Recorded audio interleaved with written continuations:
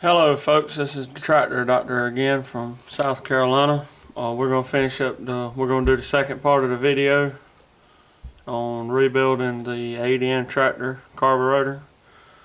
In part one we went over basic operations and disassembly, so if you hadn't watched part one, please go back and watch part one. Today we're going to cover part two on reassembly. I've already cleaned all the parts with carburetor cleaner, soaked it in one of those gallon cans carburetor cleaner like you get down at the auto parts store or most anywhere. I think Walmart carries it. Most any auto parts retailer will have it. We've got a kit. You can get those from most any tractor parts supplier. We got a full kit that comes with throttle shafts and everything. But on this one, there's the new throttle shafts on this one. This carburetor hadn't been used all that much. It was just gummed up from setting, and the gas had gelled and turned to varnish and all that kind of stuff. The throttle shafts, you grab them and do them like that. There's no play in the throttle shaft side to side or up or down, and it works smooth. The choke shaft is in good shape. Everything works. The spring's in good shape. The kit, if you buy a complete kit, it'll come with the spring and everything and this new shaft here. But they offer a partial kit that's just got the gaskets and the needle in the seat and the basic stuff. Doesn't come with all these shafts. If your shafts and all are in good shape, then you shouldn't need anything but the partial kit.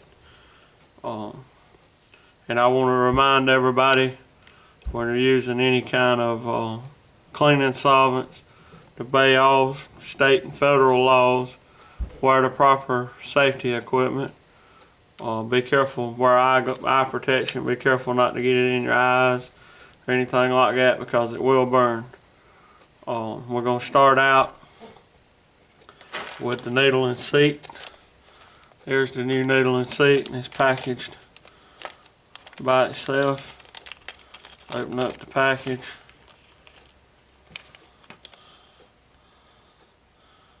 Be sure to put the little ring on it, the little sealing ring. We're going to screw it in. And some of these parts that come in these kits may appear slightly different than your original parts, but most times they will function the same as the original part. So if you get a part, if you get a kit and something and it looks just a little bit different, then that don't necessarily mean that it's not the right part. You just have to check it good and make sure that it'll work. Tighten that up. And then here's the needle assembly.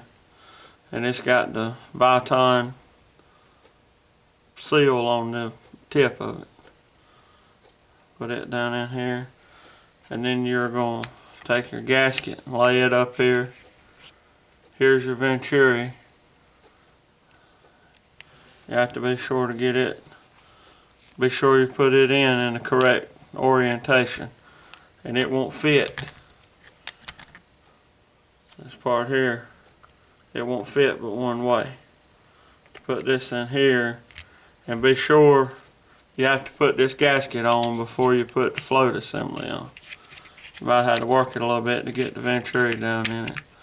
Put this gasket on, then here's your float assembly. Most kits come with a new pivot shaft for the float, just a little steel pin. You just slide the pin through the float.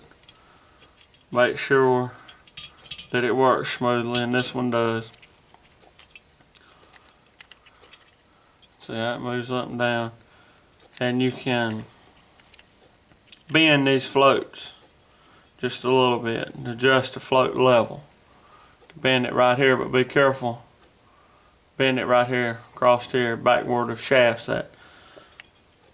But be careful about try to bend it out here because you'll tear the little floats off of it. But you got that part done. And We'll put that to the side, and it's ready to go. Alright, here's the bottom half of your carburetor. Alright, and here's your main jet stem that comes up in there. You want to compare it to your old one. Make sure that it's made the same, and look at it and make sure the holes in it look the same size. We'll go ahead and screw this in.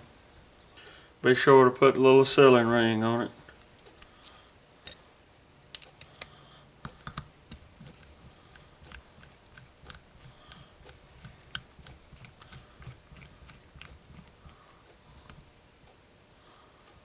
Alrighty, we got that put in.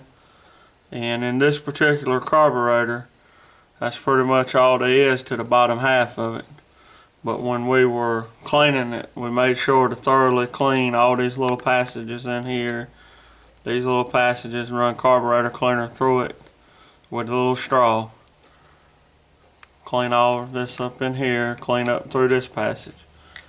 Alright, we got this part ready to go back. We're going to set it aside. Alright, and now I've got ahead of myself a little bit. I'm going to take the float back off, take the gasket and the venturi out, and this illustrates the purpose in wanting to lay all your parts out and make sure that everything goes back exactly like it's supposed to. We got to put the jet right in here, and this kit comes with a new jet. This is the old jet, and you want to look at the little holes up in there and make sure that the jet you're replacing has got the same size hole in it as the one you've took out, because sometimes kits may come with 2 or 3 different jets, because it's a kit that'll fit on 2 or 3 different kind of carburetors, or 2 or 3 different calibrated carburetors to fit multiple tractors. Alright, put a little jet in here. We're going to screw it in.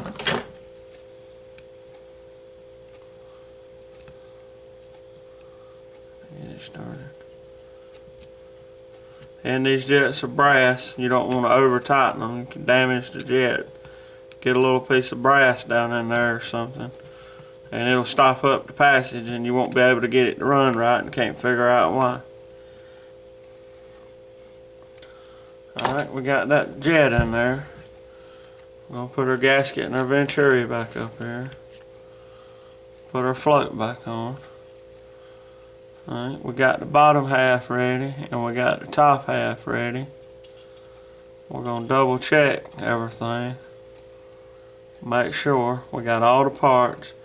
We're going to check our parts over here against our old parts and make sure. And it looks like we've got everything in its proper location. Alright, we're going to take the top half. It's ready to go on to the bottom half. Get it in the correct orientation.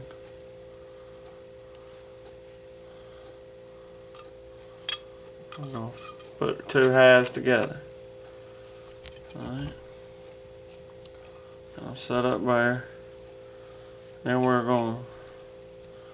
got our screws. It's 4 screws holds the 2 halves together. I'll tighten up the screws.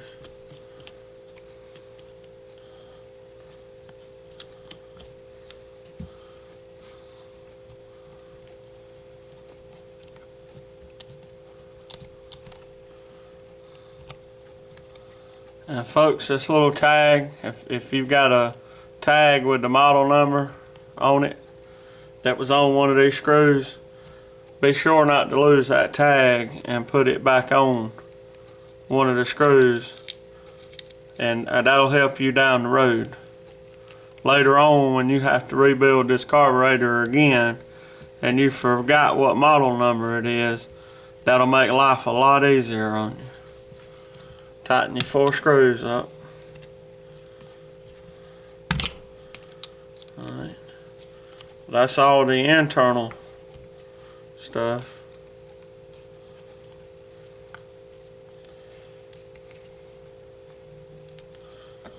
Alrighty. Now we're going to install the needles, and we have a new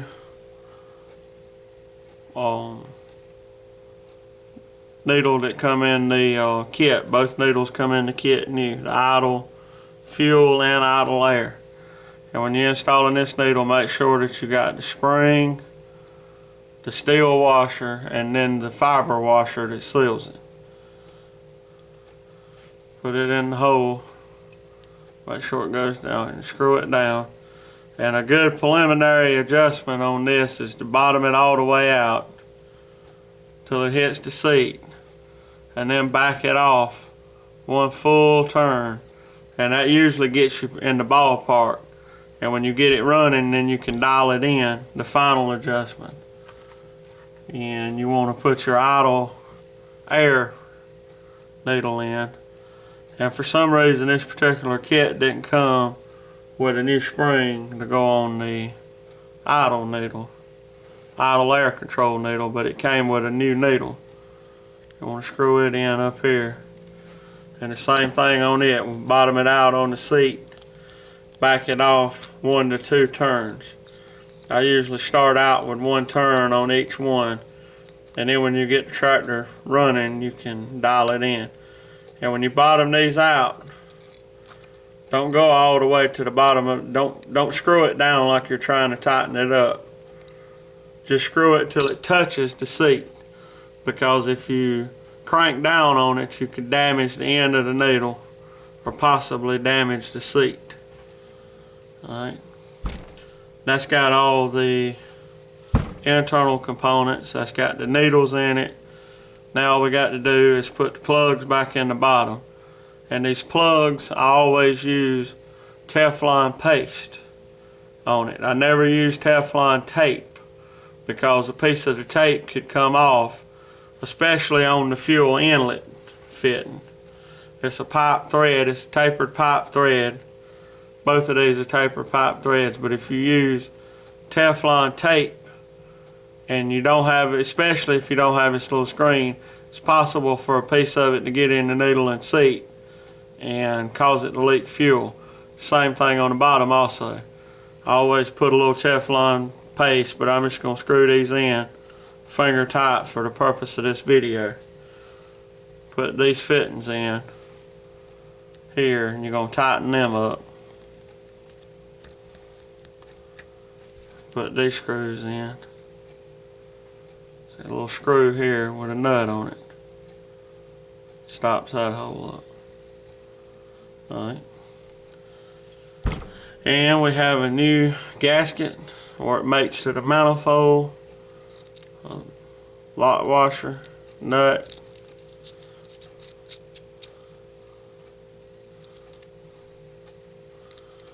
And that's pretty much it.